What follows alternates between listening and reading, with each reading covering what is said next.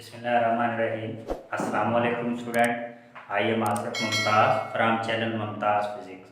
Student, आज जिस topic को हम स्टडी करने जा रहे हैं वो है ओहम्स लॉ। स्टूडेंट, इस फिनोमेना को हम एक एग्जांपल से अंडरस्टैंड करने की कोशिश करते हैं। हम सपोज करते हैं कि हमारे पास एक पाइप है और इस पाइप के अक्रॉस हम एक पंप को अटैच कर देते हैं। सपोज के इस पाइप के अक्रॉस ये मैंने कोई पंप को अटैच कर दिया है। अब स्टूडेंट, पंप का फंक्शन क्या है? देखें, ये जो हमने पाइप अटैच किया है इसके दो टर्मिनल हैं। एक इसका पॉइंट एंड ए है और एक इसका एंड बी है। अब पाइप ने क्या करना है, इन दो एंड्स के दरमियान, एंड ए और एंड बी के दरमियान प्रेशर को क्या करना है, प्रेशर के डिफरेंस को मेंटेन रखना है ताकि प्रेशर का डिफरेंस ए और बी के दरमियान जारी रह सके। और आप जानते हैं जब ए और बी के दरमियान प्रेशर का डिफरेंस होगा तो जो फ्लूइड होगा, जो वाटर होगा, वो हाई प्रेशर से लो प्रेशर की जाने फ्लो करेगा। यहाँ पे हम सपोज करते हैं कि जो पॉइंट ए है, जो एंड ए है उसका प्रेशर हाई है और जो एंड बी है उसका प्रेशर लो है। तो फ्लूइड जो है, जो वाटर जो है, वो पॉइंट ए से पॉइंट बी की तरफ फ्लो करेगा क्योंकि ये जो पंप था इन दो पॉइंट के दरमियान पोटेंशियल के डिफरेंस को क्रिएट कर रहा था। सिमिलरली यही फिनोमेना हम क्या करते हैं स्टूडेंट, मेटल के अंदर कंसीडर करते हैं। हम कोई मेटल लेते हैं, यानी हम कोई कंडक्टर लेते हैं या हम एक पीस ऑफ वायर लेते हैं। ये सपोज कि हमने एक पीस ऑफ वायर को कंसीडर किया है। अब इस पीस ऑफ वायर के अक्रॉस स्टूडेंट हम क्या करते हैं, बैटरी को अप्लाई कर देते हैं। ये बैटरी का पॉजिटिव टर्मिनल आ गया, ये बैटरी का नेगेटिव टर्मिनल आ गया।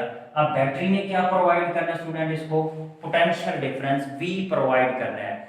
अब स्टूडेंट, इस मेटल के भी हम दो एंड कंसीडर कर लेते हैं। एक एंड हम A कंसीडर कर लेते हैं और दूसरे एंड को हम क्या कह देते हैं, B कह देते हैं। अब स्टूडेंट, इस बैटरी का क्या काम है? स्टूडेंट, इस बैटरी का काम ये है कि इन दो पॉइंट्स के दरमियान पोटेंशियल के डिफरेंस को मेंटेन करना ताकि ए और बी के दरमियान पोटेंशियल डिफरेंस जो है वो क्रिएट होता रहे। अब जब ए और बी के दरमियान पोटेंशियल का डिफरेंस होगा तो जो चार्ज हैं वो हाई पोटेंशियल से लो पोटेंशियल की तरफ क्या करते रहेंगे, फ्लो करते रहेंगे। सपोज यहाँ पे हम कहते हैं कि जो पॉइंट बी है उसका पोटेंशियल हाई है और जो पॉइंट ए है उसका पोटेंशियल लो है। अब चार्ज जो है स्टूडेंट फ्लो करेंगे हाई पोटेंशियल से लो की तरफ, यानी करंट जो है वो हाई से लो की जानिब क्या करता रहेगा, फ्लो करता रहेगा।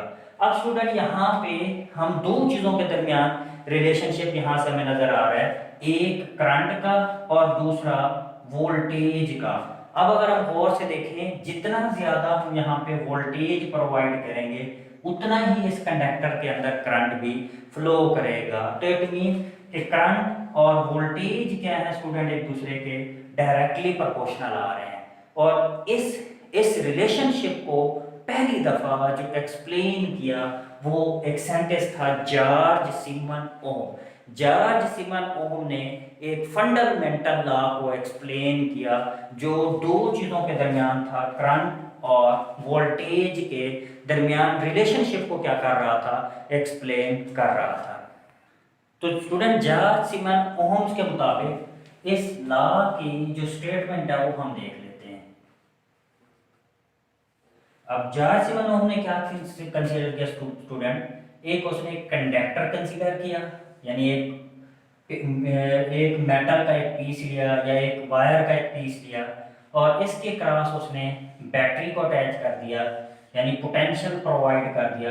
ये बैटरी का पॉजिटिव टर्मिनल आ गया और ये बैटरी का नेगेटिव टर्मिनल आ गया। यहाँ से उसने क्या किया, बैटरी का पोटेंशियल प्रोवाइड किया जिसको हम V से रिप्रेजेंट करते हैं। और जैसे हम पोटेंशियल प्रोवाइड करेंगे इस कंडक्टर के अंदर करंट फ्लो करेगा और इस करंट को हमने I से क्या कर दिया, रिप्रेजेंट कर दिया। अब स्टूडेंट, इस कंडक्टर से जितना करंट फ्लो करेगा वो इस पोटेंशियल के क्या होगा, डायरेक्टली प्रोपोर्शनल होगा। और इसके लिए एक फिजिकल कंडीशन स्टूडेंट, जो टेम्परेचर है उसको क्या रखेंगे, कांस्टेंट रखेंगे। यानी हम स्टेटमेंट को यूं कहेंगे, the current I flowing through a conductor is directly proportional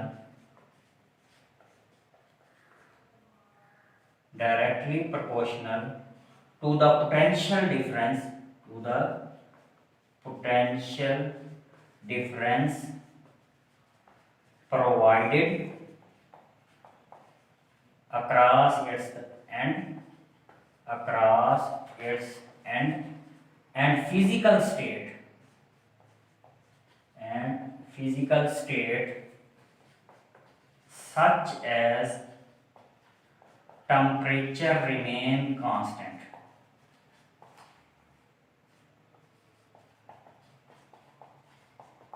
student यहाँ पे जो टेम्परेचर है उसको हमने क्या रखना है, कांस्टेंट रखना है।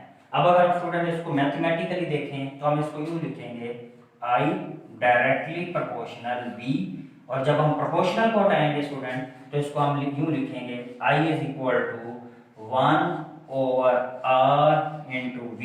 और स्टूडेंट यहाँ से हम अगर R को देखें तो R इज इक्वल टू हमारे पास क्या आ जाएगा, R इज इक्वल टू आ जाएगा VI, यानी कि क्या हो जाएगा यहाँ पे, sorry V is equal to आ जाएगा IR। यहाँ पे I डिवाइड हो रहा है, इधर जब I आएगा R आएगा तो R इधर आके क्या हो जाएगा, मल्टीप्लाई हो जाएगा। तो V इज इक्वल टू हमारे पास आ गया IR के, या इसको हम यूं भी लिख सकते हैं V is equal to IR। अब स्टूडेंट यहाँ से हम तीन चीजें फाइंड आउट कर सकते हैं, यानी ओम लॉस ने तीन चीजों के दरमियान रिलेशनशिप को एक्सप्लेन किया है, V वोल्टेज, I करंट और R फॉर रेजिस्टेंस। अगर हम V को फाइंड आउट करना चाहते हैं तो V इज इक्वल हमारे पास आ रहा है IR, और अब स्टूडेंट हम I को फाइंड आउट करें तो I इज इक्वल हमारे पास किस चीज के बराबर आ जाएगा, V ओवर R के क्या आ जाएगा, इक्वल आ जाएगा। और स्टूडेंट अगर हम यहाँ से R को फाइंड आउट करें तो R इज इक्वल टू किस चीज के बराबर आ जाएगा, R इज इक्वल टू आ जाएगा V ओवर I के इक्वल। तो ये तीन रिलेशन आ गए, V is equal to IR, I is equal to V over R और R is equal to V over I। तो स्टूडेंट हमने रिलेशन पढ़ा R is equal to V over I। अब सुनिए ये फंडामेंटल लॉ था, तो R रेजिस्टेंस को रिप्रेजेंट कर रहा है।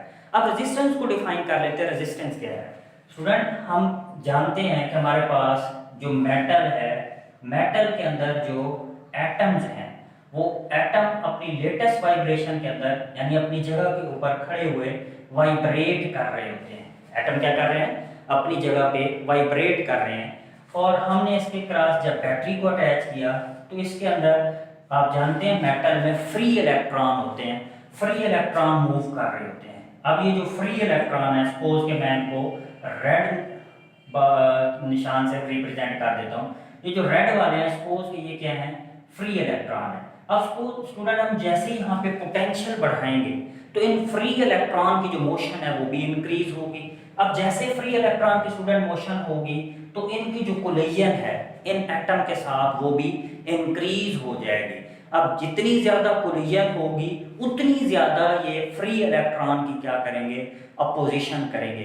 तो जितने ये एटम फ्री इलेक्ट्रॉन की अपोजिशन करेंगे ये इसकी क्या कहलाएगी, अब रेजिस्टेंस कहलाएगी। यानी फ्री इलेक्ट्रॉन के अगेंस्ट जितने ये एटम अपोजिशन करेंगे उस अपोजिशन को अगर हम मेजर कर लें तो उस मेजर ऑफ अपोजिशन को हम क्या बोलते हैं, रेजिस्टेंस बोलते हैं। तो स्टूडेंट रेजिस्टेंस को हम कुछ इस तरह से डिफाइन करेंगे, the measure of opposition to the flow of current, to the flow of charges भी कह सकते हैं, flow of charges or current is called the resistance। यानी चार्जेस के फ्लो के अगेंस्ट जितनी अपोजिशन हो रही है उस अपोजिशन को अगर हम मेजर कर लें तो उसको हम बोलते होते हैं रेजिस्टेंस। अब स्टूडेंट हम इसके यूनिट को देख लेते हैं। आपने फार्मूला लिखा R is equal to V over I। अब R V वोल्टेज का यूनिट यानी पोटेंशियल डिफरेंस का यूनिट क्या होता है, वोल्ट, और करंट का यूनिट क्या होता है, एम्पियर। तो ये क्या आ जाएगा, वोल्ट पर एम्पियर, और इसको हम क्या बोलते होते हैं, ओम। और अगर स्टूडेंट हम अगर ओम के सिंबल को देखें तो ये इस तरह से हम इसके सिंबल बनाते हैं। तो तो ये सिग्मा या इसको हम क्या बोलते होते हैं, ओम कहते होते हैं। तो ये हमारे पास क्या आ गया, इसका यूनिट आ गया ओम। अब नेक्स्ट हम क्या करने जा रहे हैं स्टूडेंट, ओम को एक्सप्लेन कर लेते हैं, व्हाट इज ओम। तो स्टूडेंट हमने रेजिस्टेंस का यूनिट ओम पढ़ा। अगर हम ओम को डिफाइन करें, हम सपोज करते हैं स्टूडेंट हमारे पास ये कोई कंडक्टर है। अब इस कंडक्टर में से करंट पास हो रहा है, स्टूडेंट के इस कंडक्टर में से जो करंट पास हो रहा है, सपोज के वो जो करंट है वो 1 एम्पियर के इक्वल है, और इस कंडक्टर के क्रॉस हमने पोटेंशियल डिफरेंस प्रोवाइड किया हुआ है, और वो पोटेंशियल डिफरेंस किस चीज के इक्वल है स्टूडेंट, 1 वोल्ट के इक्वल है। जब कंडक्टर में से 1 एम्पियर का करंट पास हो रहा हो और उसके क्रॉस हमने 1 वोल्ट का पोटेंशियल डिफरेंस प्रोवाइड किया हुआ हो, इस वक्त इस कंडक्टर की जो रेजिस्टेंस है वो रेजिस्टेंस किस चीज के बराबर आ रही होगी, 1 ओम के इक्वल आएगी। यानी हम इसको अगर एक्सप्लेन करें तो यूं कहेंगे, if 1 ampere of current is passing through a conductor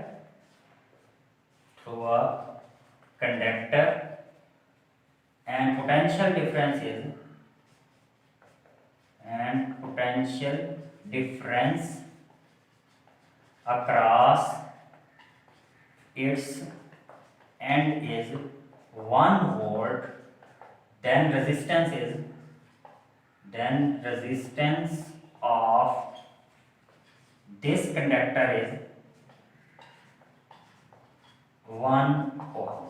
तो उस वक्त इस कंडक्टर की जो रेजिस्टेंस होगी स्टूडेंट वो 1 ओम के बराबर होगी। स्टूडेंट हम वो फैक्टर देख लेते हैं जिनके ऊपर रेजिस्टेंस डिपेंड करती है। तो फैक्टर्स को देख लेते हैं, factor upon which resistance depend.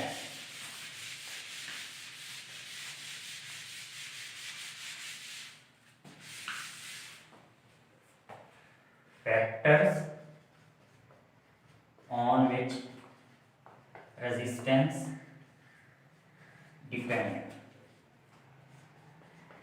Student 3 ऐसे फैक्टर हैं जिनके ऊपर रेजिस्टेंस डिपेंड करती है। नंबर 1 स्टूडेंट जो फैक्टर है जिसके ऊपर रेजिस्टेंस डिपेंड करती है वो है dimension of the conductor. Dimension of the conductor पहला फैक्टर जिसके ऊपर रेजिस्टेंस डिपेंड करती है वो डायमेंशन है। अब स्टूडेंट डायमेंशन से क्या मुराद है, डायमेंशन से मुराद कि हमने उस कंडक्टर की लेंथ क्या ली है, उस कंडक्टर का क्रॉस सेक्शनल एरिया हमने क्या लिया है, या उस लेंथ उसकी हमने हाइट क्या ली है, तो ये उसके डायमेंशन है। तो पहला जो फैक्टर है जिसके ऊपर हमारी रेजिस्टेंस डिपेंड कर रही है वो क्या है, डायमेंशन ऑफ द कंडक्टर। और नंबर 2 पे स्टूडेंट जो फैक्टर है वो है physical state of the conductor. Physical state of the conductor. Physical state में यहाँ पे जो हम स्टूडेंट टेम्परेचर रहेंगे वो टेम्परेचर क्या होना चाहिए, कांस्टेंट होना चाहिए। अगर हम टेम्परेचर को चेंज करेंगे तो टेम्परेचर के चेंज होने से स्टूडेंट जो रेजिस्टेंस है वो क्या कर जाएगी, वेरी कर जाएगी। और थर्ड वन स्टूडेंट है वो है nature of the conductor. Nature of the conductor यानी स्टूडेंट के हमने कंडक्टर किस नेचर का लिया है। आप जानते हैं मुख्तलिफ तरह के कंडक्टर होते हैं, सिल्वर है, कॉपर है, गोल्ड है। हर कंडक्टर की नेचर दूसरे से क्या होती है, डिफरेंट होती है। तो जैसे ही कंडक्टर की नेचर चेंज होगी तो रेजिस्टेंस भी स्टूडेंट वेरी कर जाएगी। तो 3 ऐसे फैक्टर्स हैं जिनके ऊपर रेजिस्टेंस डिपेंड करती है, dimension, physical state and nature of the conductor. अब इस रेजिस्टेंस के वेरी करने के बुनियाद पर हम कंडक्टर को 2 हिस्सों में डिवाइड करते हैं। तो नेक्स्ट हम इसकी टाइप्स को स्टडी कर लेते हैं, जो वो टाइप कौन कौन सी हैं। तो ओमिक कंडक्टर,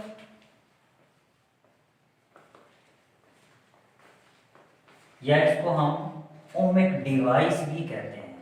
और नंबर 2 पे है non ohmic device, non ohmic conductor, और इसको हम क्या बोलते होते हैं, डिवाइस भी कहते हैं।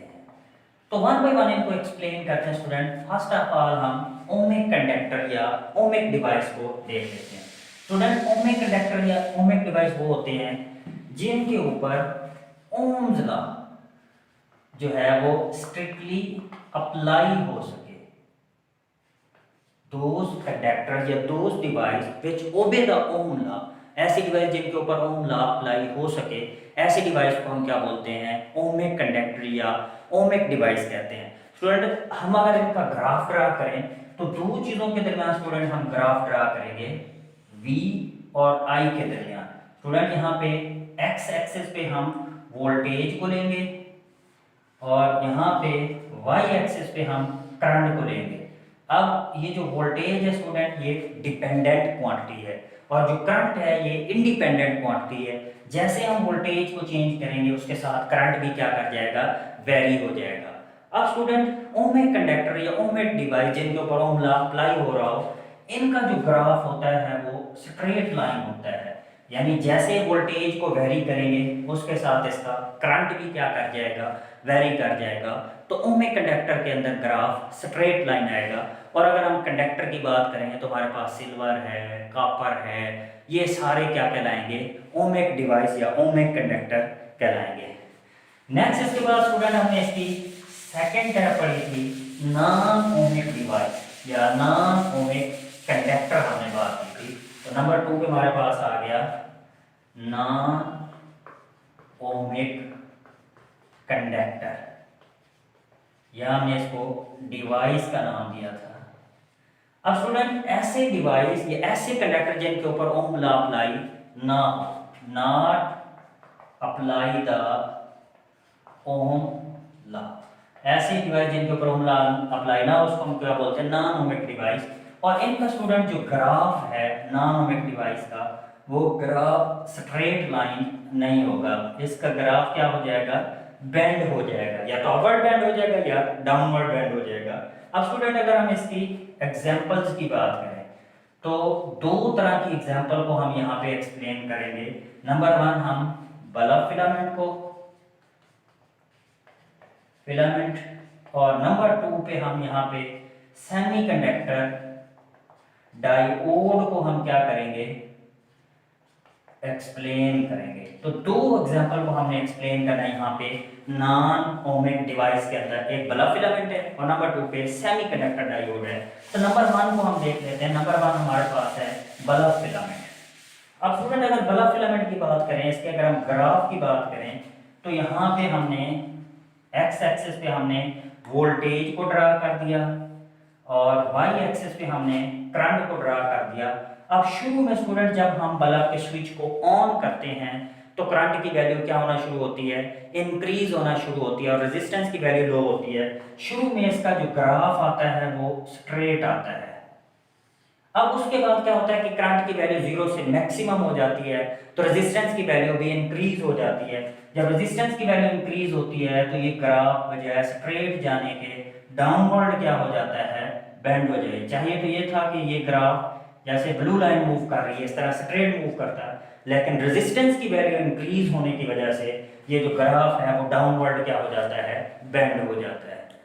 सेकंड एग्जांपल सेमीकंडक्टर डायोड थी, सेमी कंडक्टर डायोड।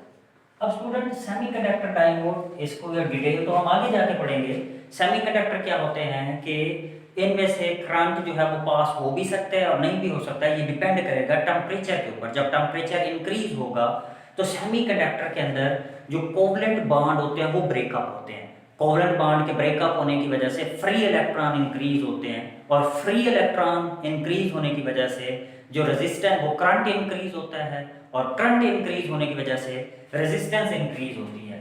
स्टूडेंट अगर हम इन दो इसका ग्राफ ड्रा करें तो दो चीजों के दरमियान हम ड्रा करेंगे, V और I के दरमियान।